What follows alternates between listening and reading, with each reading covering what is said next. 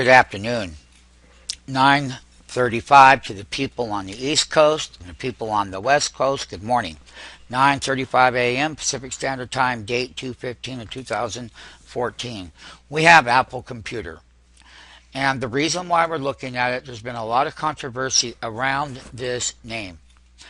And during the last quarterly earnings, once again, it's burned people 2 quarters in a row. Then the buyers step back in, and this is a weekly chart, and we're going to come up and we're going to test where the 2014 high is right in here. This is the 2013 period. So this is what it looks like 10 days up. One of the things that we're going to be monitoring very clearly is the weekly distribution. And that weekly distribution was that we had hit a high of 554. This was a quarterly earnings report. Once again, it smoked everybody. And it went down to 493.55, and that was on what? 126 weekly area, 2014. Since that day, the stock on the intraday daily level was trading in ranges, and we'll show you. But here's the most important thing. Apple has not seen, when we broke all these weekly moving averages, it stayed below it, but I can say wholeheartedly that the 10-week moving average right now is 538. That's the blue line. The 100-week moving average was at 526 because it was. The 50-week moving average, which it never tested, but it did test the 20-week moving average at 530 and some change. So that movement has gotten us on a closing level above some of these key weekly moving averages. And this is a upside counter trend, and people came in and they bought Apple because of the China Mobile deal and many other things. Look, 2 quarters in a row it's burned people, and as we move more into 2014, like in the mid part of the year, Apple's going to have some challenges. That market is going to have a whole different structure to it. So the comp, we're going to say that in the middle of this 2014 year, around June, July, is that this market's going to be very competitive. Apple will not be able to maintain those averages that they get from their selling base. So what do I mean? The margins are going to be lower. So the reason why we were trading it long was because of the Christmas holiday and whatnot. This thing just tanked right there. Now the bull is back on this 10-day period, on this weekly. So the weekly resistances were about ready to hit them, okay?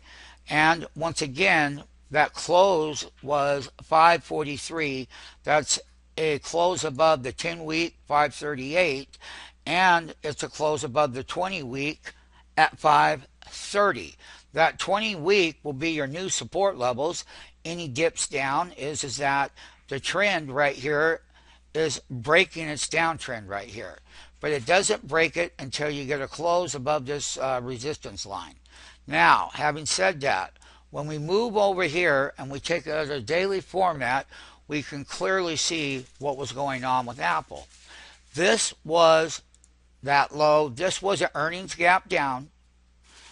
Then we had another earnings gap down. And these were the highs, but every rally has failed. All of these rallies have failed. The only difference about this miss, which the earnings really weren't that bad, once again, the gross margins is going to be the key. So here's what it looks like. As far as a daily, we are going to look at a daily buy signal. Once we get that daily buy signal, my friends, then Apple can go all the way back up here and challenge these triple top highs. And this is a year that we're focusing on. So basically, we would say right here at the bottom of this support level that we got slightly a close above it. Now let's go through some of the daily moving averages. 543 is a daily moving average. Once again, the 40-day moving average, which is the key, that's 538. Mind you, they're closing above them. Then the 10-day simple, this is not a weekly, and it is going up.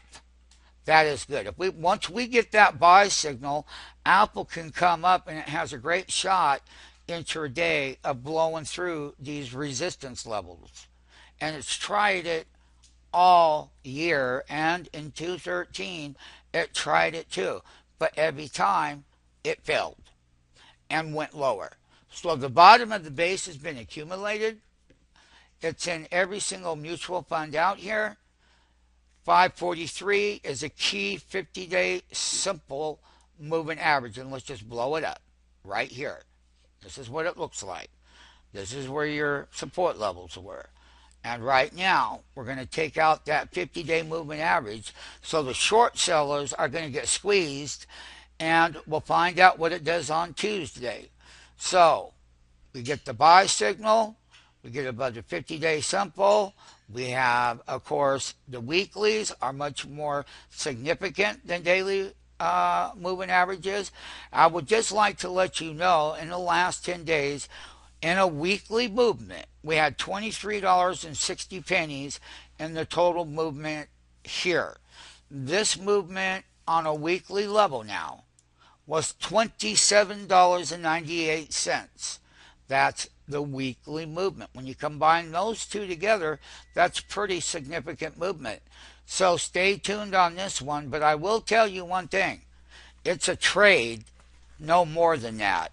It's not something that you would want to hold into the next quarterly earnings report because it has burned people way too much. And it can cost you several $1,000s in losses because they cannot get their act together. Because if they had their act together, this weekly movement in the last quarterly report would have never done this. And the prior quarter over here in 2013 would have not done it either. But it did.